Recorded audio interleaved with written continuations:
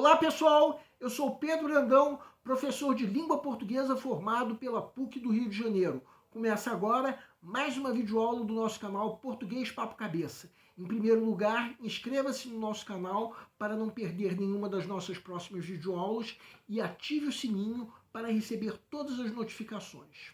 Nessa aula nós vamos comentar uma questão da prova mais recente do Enem, que de acordo com a nossa avaliação tem um nível difícil de resolução.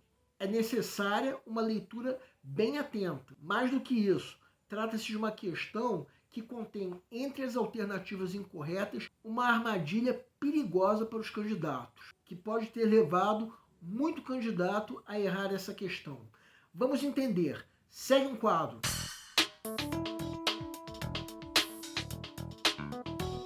Enem 2022. Urgência emocional. Se tudo é para ontem, se a vida engata uma primeira e sai em disparada, se não há mais tempo para paradas estratégicas, caímos fatalmente no vício de querer que os amores sejam igualmente resolvidos num átimo de segundo.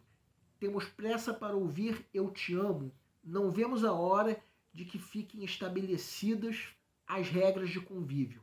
Somos namorados, ficantes, casados, amantes. Urgência emocional, uma cilada. Associamos diversas palavras ao amor. Paixão, romance, sexo, adrenalina, palpitação. Esquecemos, no entanto, uma palavra que viabiliza esse sentimento. Paciência. Amor sem paciência não vinga. Amor não pode ser mastigado e engolido com emergência. Com fome desesperada, é uma refeição que pode durar uma vida. Nesse texto de opinião, as marcas linguísticas revelam uma situação distensa e de pouca formalidade, o que se evidencia pelo ou pela a impessoalização ao longo do texto, como em "não há mais tempo", b construção de uma atmosfera de urgência, em palavras como pressa, c repetição de uma determinada estrutura sintática, como em "se tudo é para ontem", d ênfase no emprego da hipérbole, como em "uma refeição que pode durar uma vida", e emprego de metáforas, como em "a vida engata uma primeira e sai em disparada". Peço para que deem uma pausa antes de ser dado o gabarito. O gabarito é letra E. A pergunta do enunciado é: o que o texto evidencia ao revelar uma relação distensa e de pouca formalidade? Bem, primeiro vamos supor que vocês estejam na fase de pré-leitura, a fase em que, de acordo com o método que nós já propomos, o candidato está fazendo uma leitura da prova como um todo, a fim de avaliar o grau de dificuldade de cada questão. Que nível de dificuldade devemos dar a essa questão? Bem, o candidato tem nessa questão apenas uma das que ele precisa ler para avaliar o grau de dificuldade. Quantas alternativas ele consegue, digamos assim, eliminar? Eu diria que apenas uma delas é fácil de ser eliminada. Mais adiante nós vamos mostrar qual e por quê. Então, nesse caso, o nosso método pede que a questão tenha um nível difícil de resolução. Agora vamos supor que chegou o momento de se resolver a questão.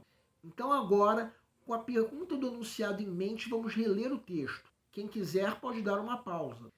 A pergunta do enunciado se refere a uma situação distensa, ou seja, sem tensão, calma e com pouca formalidade, ou seja, sem obedecer muito a padrões.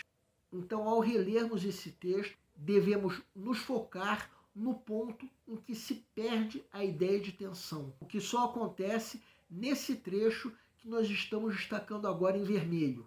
Antes desse trecho, jamais podemos pensar numa situação distensa, até porque as palavras que vieram antes desse trecho são predominantemente de uma família semântica muito ligada à ideia de tensão.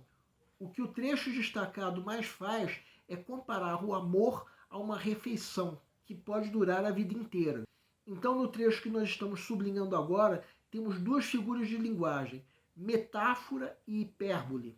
Primeiro temos uma metáfora, já que compara o amor a uma refeição. Depois temos uma hipérbole, porque dizer que o amor pode durar uma vida é um exagero, querendo dizer que pode durar muito tempo. Então é comum o candidato ficar numa questão como essa na dúvida entre as alternativas D e E. Entendam uma coisa, a alternativa E está correta no sentido de dizer que o que evidencia a distensão e a pouca formalidade é o uso de metáforas. Muito embora não a metáfora que seja referida na alternativa. A alternativa D é uma armadilha em que muitos candidatos podem ter caído. O erro está no uso da palavra ênfase. Afinal de contas, o texto não enfatiza o uso de hipérboles.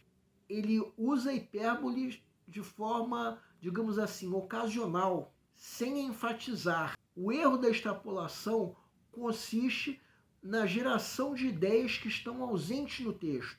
E é um erro muitas vezes fácil de ser percebido, mas não no caso dessa questão, porque é preciso uma leitura bem cuidadosa para se perceber que o texto não enfatiza essa figura de linguagem que é a hipérbole. As alternativas A e C são respostas incorretas à pergunta do enunciado, enquanto que a alternativa B comete o erro da contradição, que é a geração de ideias que estão em desacordo com o texto.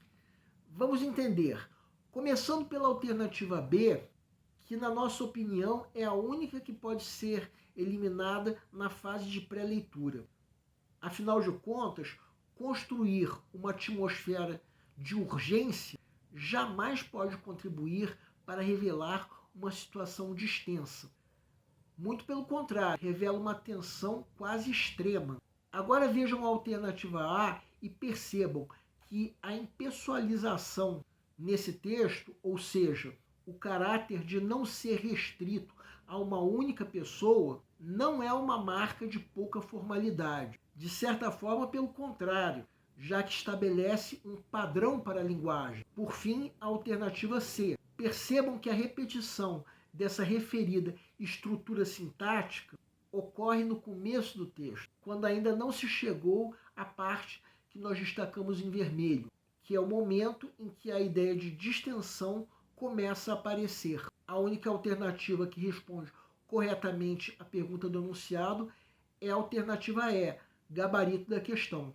Bem, temos aí uma questão com um nível difícil de resolução, que contém inclusive uma armadilha muito sutil entre as incorretas.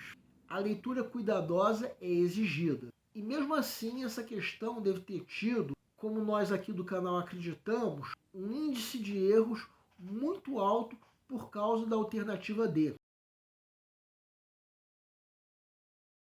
O nosso canal Português Papo Cabeça antigamente se chamava Aprenda a Língua Portuguesa. Cada vez mais nós estaremos focados em vocês, que estão movendo a roda da história para que seja criado um futuro melhor para todos. Então, o nosso foco principal continua sendo os vestibulandos, que terão no nosso canal uma fonte importante de estudos de língua portuguesa, onde nós ensinaremos os recursos da nossa língua para que possam, em primeiro lugar, escrever de forma adequada, entre outros textos, a redação do vestibular. Em segundo lugar, para que possam interpretar textos de forma adequada, não apenas numa prova de vestibular ou concurso, mas também na leitura de textos que ajudarão vocês a se manterem atualizados. Cada vez mais, nós teremos no nosso canal um Papo Cabeça. Ensinaremos nossa língua sim, mas de forma a estimular a inteligência que nasceu dentro de vocês e que precisa ser estimulada.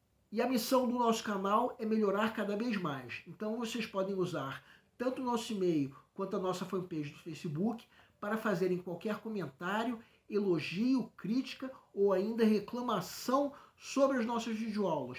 E vocês também podem usar tanto o nosso e-mail quanto a nossa fanpage para pedirem para esclarecer qualquer dúvida que vocês tenham sobre a matéria. E nós agradecemos a todos vocês que estão assistindo nossas videoaulas. Em especial, nós agradecemos a todos vocês que estão compartilhando nossas videoaulas com outras pessoas.